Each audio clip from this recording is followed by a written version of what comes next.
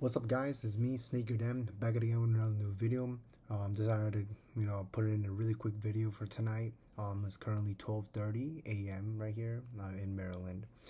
I work remote, pretty much, I guess today. So I decided to, just put out a really quick video before I go hit the sack and go to sleep and wake up for work. So let's get right into it. All right. So I recently got my new package. I got the Yeezy 700 bright blue colorway. Um, let's just get right to it. So off the bat, this is the box. The box is the typical Yeezy 700 box. 700 on the top, Boost on the side. Pretty much says Yeezy Boost 700, made by Adidas. This is the V1, not this is the V1, not the V2.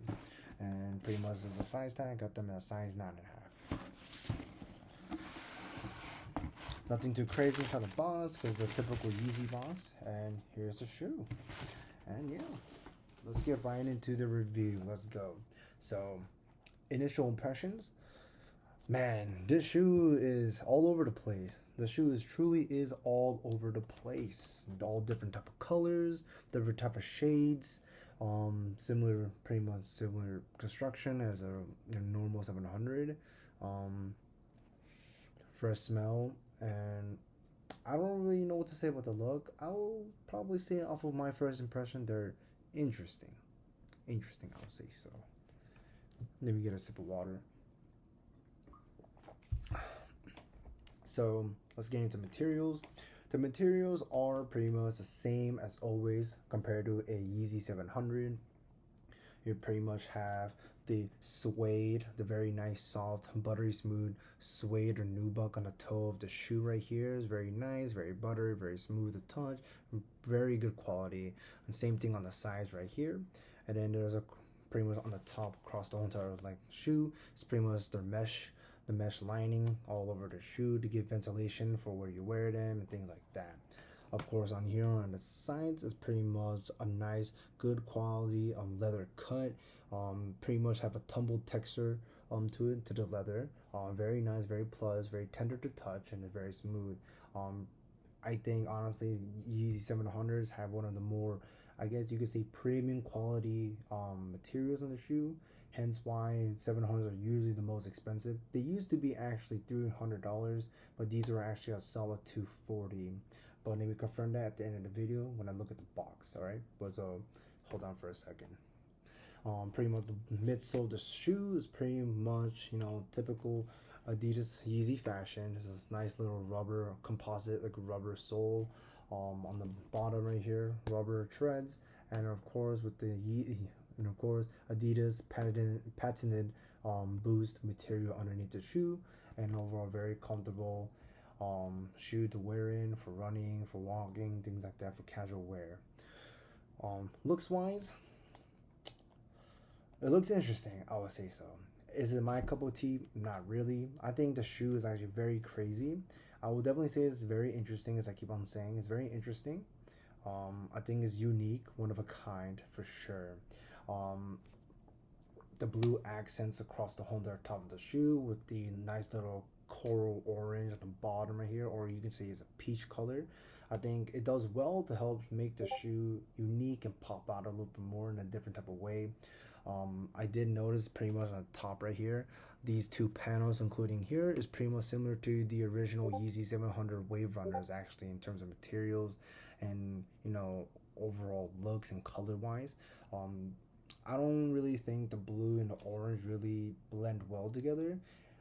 The orange definitely does make the blue pop out a little bit more, but this hint of green doesn't really complement well with the blue, nor does it complement well with the orange on the bottom. Um, I like where Yeezy is going overall. I think they're trying to set themselves apart from other sneakers, becoming the typical good old Jordans, Adidas, Nike, Air Maxes. It's definitely trying to separate itself.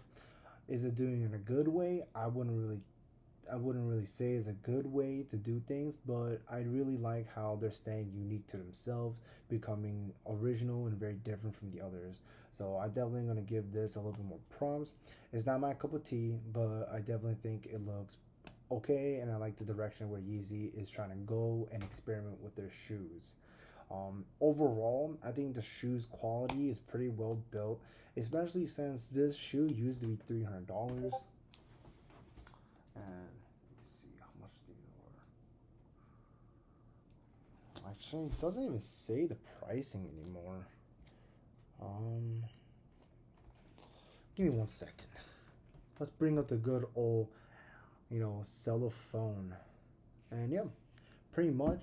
So I was right. So Yeezy 700 used to go for $300 for retail. It's a very steep price, but the $300 was actually, in my opinion, was I guess realistic. The materials and the cost of the shoe was actually very good quality. I think it was a $300 worthy shoe, and very nice, very well built, and very comfortable and very durable for many many months and many years of wear. However, Yeezy actually has recently dropped the price in the 700s down from 300 to $240. So they actually got $60 cheaper, and you would think they would skimp on a little bit of materials quality. The materials are actually virtually the same. They haven't skimped on any of the materials. The same cuts are still there. All the quality of the shoe is still there, and honestly, $60 cheaper. So I really like where Yeezy is going in terms of financing. On the financial aspect of it, is definitely cheaper. Still very expensive shoe. 240 is definitely not cheap, but it's a lot cheaper than $300. That's $60 cheaper than $300. For 240, I think you get a very good shoe with good quality materials and things like that. However, um, I'm not a big fan of this. I'm just gonna keep this though, just for a collection base. I might wear them here and there, but overall, I think the shoe is just unique. I like where they're going. I like the financial aspect of where they're going right now, as well as taking different leaps and bounds and type of direction and colorways and things like that to make their brand a little bit more unique from the other ones. So I like where they're going. My overall, in terms of looks, I give it a 6.5 out of 10. The reason why is because I think most of the points definitely comes in with the materials of the shoe, and also the pricing is a lot better than previous 700 V1 and V2 models. However, the color is all over the place. I know it's unique, I know it's very experimental, but the blue, the green, the orange, they just don't match well in my opinion. And I think as a shoe, this is gonna be a very hard shoe to pull off. This is like an all over the way thing. I think you have to be a trendsetter or like some type of person to wear like some type of like out of this world type of fit. So I think this shoe is different. But yeah, if you guys want to comp a pair of these, you can do so on StockX Go or your local reseller. Current prices are actually very high right now. Prices go around even from 340 to even upwards to $400 depending on the size, reseller, and sites that where you're trying to buy these from. I would say wait a little bit longer, wait until people get their pairs. But I'm assuming right now actually a lot of people got their pairs already because these came in a lot quicker than I thought. I won these on the raffle on Saturday and it came in just today on a Tuesday. So I will say the price is pretty much the lowest it's gonna get. So I will say to try to cop your pairs as soon as possible if you are thinking of getting it. But overall, yep, that's about it for this review. Thank you guys for watching. Please comment down below. What's your favorite 700 Yeezy 700 colorway, and do you prefer the V1 or the V2? Please like the video if you like it, and subscribe to the channel if you guys want to see more. And I'll catch you guys next time.